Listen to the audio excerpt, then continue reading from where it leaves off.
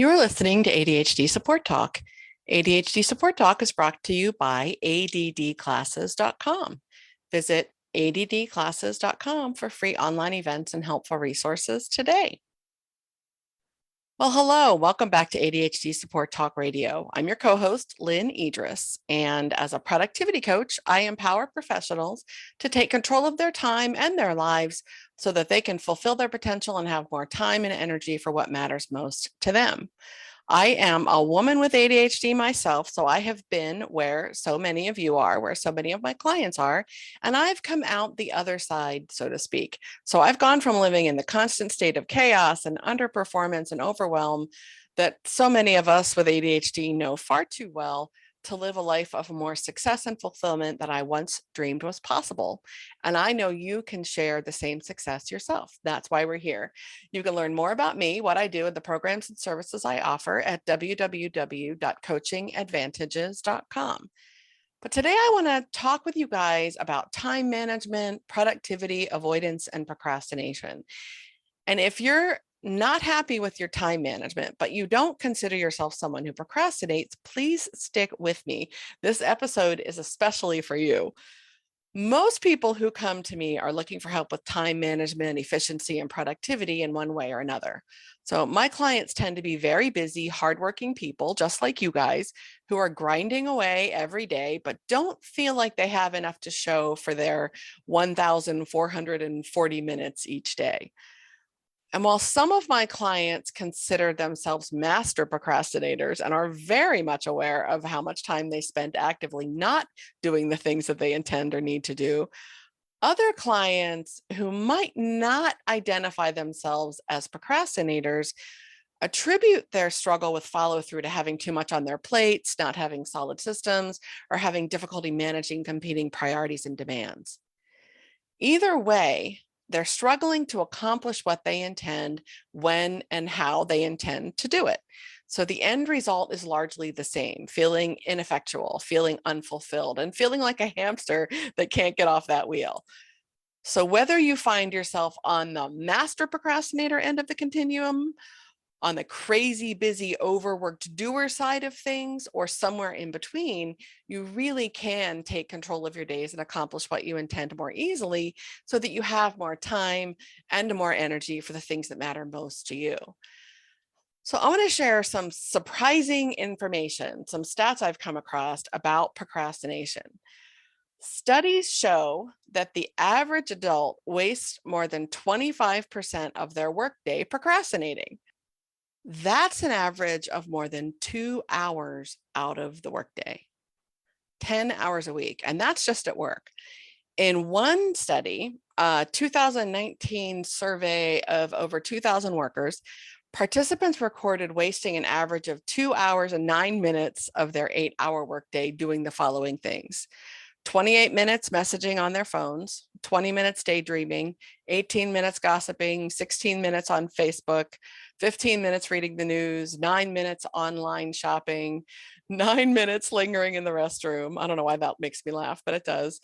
7 minutes on Instagram, 5 on Twitter, 4 minutes smoking, and so on. Okay, so again, that was a 2019 survey of over 2,000 workers.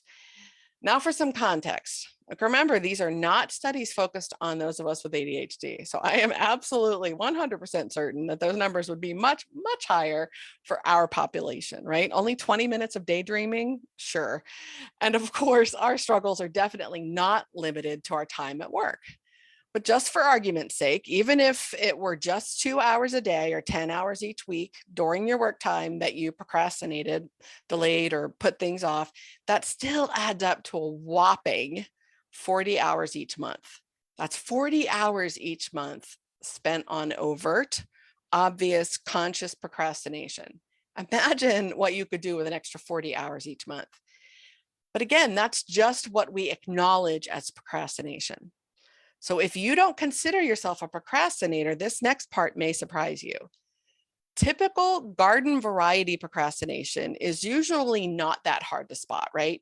So when you find yourself surfing the web, shopping Amazon, watching YouTube videos, playing on your phone, on your socials, whatever, when you intend to be doing something productive, that's pretty obvious. That's pretty overt, and that's pretty run-of-the-mill procrastination and avoidance that steals your time.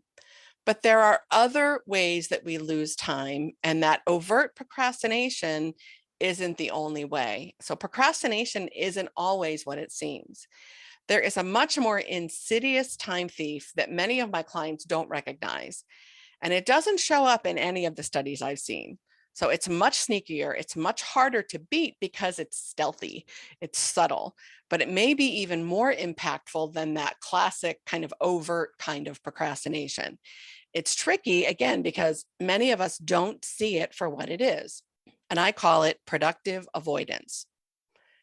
Many of my clients are masterful at what I call productive avoidance. And that's when we delay or we avoid or we put off doing something we intend or need to do by doing something else that is productive.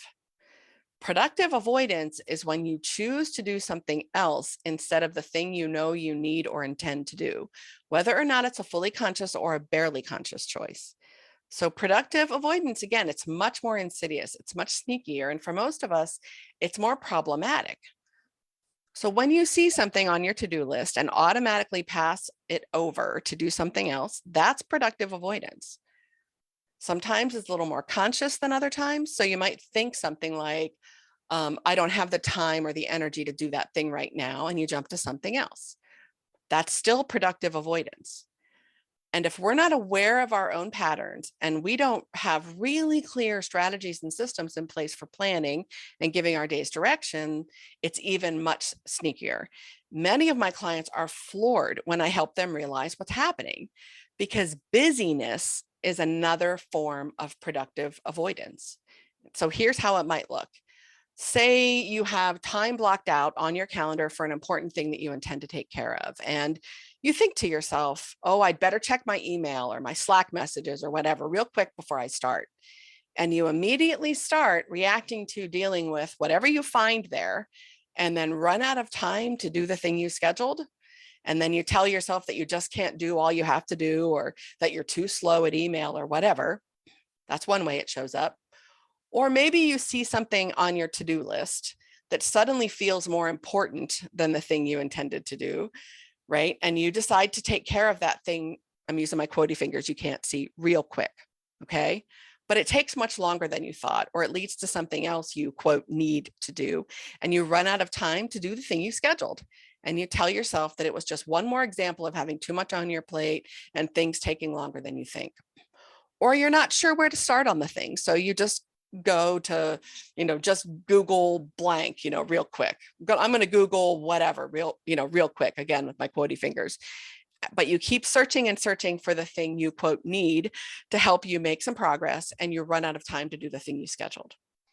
Or you realize the thing you scheduled time to do is going to take a while, so you decide to knock something else off your list real quick. So you run out of time to do the thing you scheduled, and you tell yourself that you work too slow, or that your to-do list is never going to get shorter, or you notice that your baseboards are really dusty, so you decide to take care of them real quick. Or you find yourself scrubbing every mark off your walls with a Mr. Clean magic eraser, or washing windows, or finally organizing that closet or your desk drawer that's been in disarray forever, or finally filing that big stack of papers that have been hanging over your head for what feels like an eternity. And you find yourself finally feeling motivated to do something else that you haven't been able to get yourself to do for such a long time, that you just don't want to break the spell, right? But again, you run out of time to do the thing you scheduled, the thing you intended to do, or you're too spent from cleaning your entire house or office in a bout of what feels like magical avoidance-induced hyperfocus, like the moon and the stars and the planets finally mystically aligned just right for you so that you could finally get yourself to do that other thing. And you don't want to break that spell because it feels really good. For a little while anyway, right? It feels really good until you realize you still haven't done the thing you intended to do, and you broke yet another promise to yourself, which is what you're actually doing every time you make time to do something and don't do the thing. Well, you guys get the point, right? Sound familiar? I wish I could see your faces because I know almost every one of you knows what I'm talking about. That's what I call productive avoidance. And again, it's much more insidious and much trickier than that more overt kind of procrastination. Because the other thing, the thing you're doing to avoid the thing you intended to do, actually does need to be done. It actually is productive, but the end result is the same. You delay, you postpone, and you avoid something that you intend to do, that you need to do, by talking yourself into doing something else instead. And some of us have gotten really good at justifying why we should do the other thing, right? And we tell ourselves that we didn't get to the original thing we intended to do because other stuff came up, because other stuff got in the way, or something else took priority, or someone else's priorities or crisis took over. When really we found a way to successfully avoid and put off the thing we didn't want to do or were stuck on by busying ourselves with other things that also needed to be done. So if this is resonating with you, you are definitely not alone, okay? I'm not telling you this to make you feel bad about yourself. I find that most people don't really identify this sneakier productive avoidance as any kind of procrastination because in the moment, it's kind of subtle. It doesn't feel like you're making a conscious choice to avoid something, or even that you have a choice, that there's a choice to be made because it all needs to be done. But in reality, you are making a choice, again, just in a trickier way. But unfortunately, the end result is the same as with more overt, obvious kinds of procrastination. The end result is that we don't follow through on our intentions and we end our days feeling overworked and unfulfilled. And the time cost of productive procrastination or productive avoidance is much harder to quantify until you really start to become aware of what it looks like for you. But it is huge. And productive avoidance doesn't just steal your time, it steals your energy and it steals your feelings of control and self-efficacy.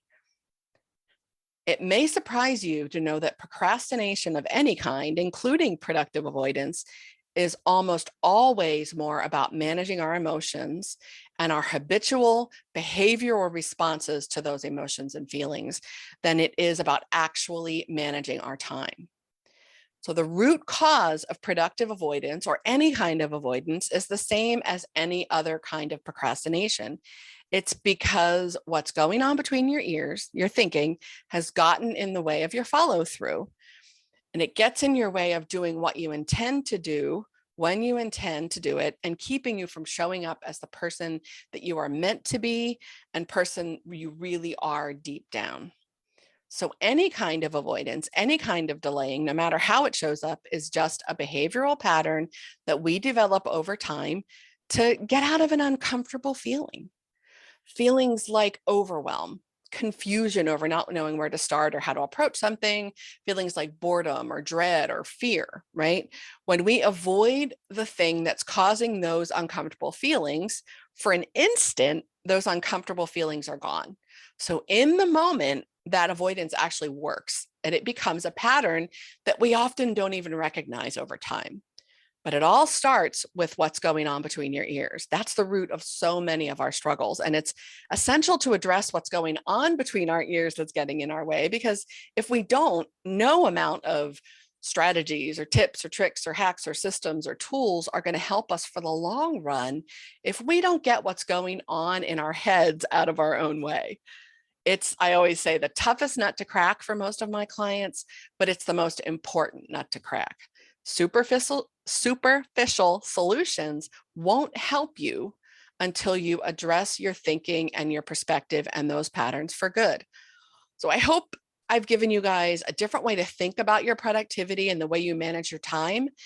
If you think you're too busy to take care of the things that really matter, if you think the problem is really in your productivity and your actual management of time, I can just about guarantee you that you need to do some work on your thinking and what's going on between your ears. And if you need some help, I'm here, right? Please check out my Get It Done group coaching program. It's focused on solving overwhelm, avoidance, and procrastination by addressing what's going on between your ears that's getting in your way and giving you practical strategies to accomplish what you intend when you intend to do it. You can learn more at www.procrastinationprogram.com. And if you have questions about this episode, this topic, or you want to share your thoughts, your ideas on any episode or topic, please join us in the ADHD Support Talk Facebook community to connect. We'd love to have you join us. Again, I hope I gave you a different way to think about this and to really start to pay attention to what is getting in the way of you following through on your intentions. Thanks again for listening. As always, I appreciate your attention. I really hope you found this helpful, and I'll catch you next time on ADHD Support Talk. Bye-bye.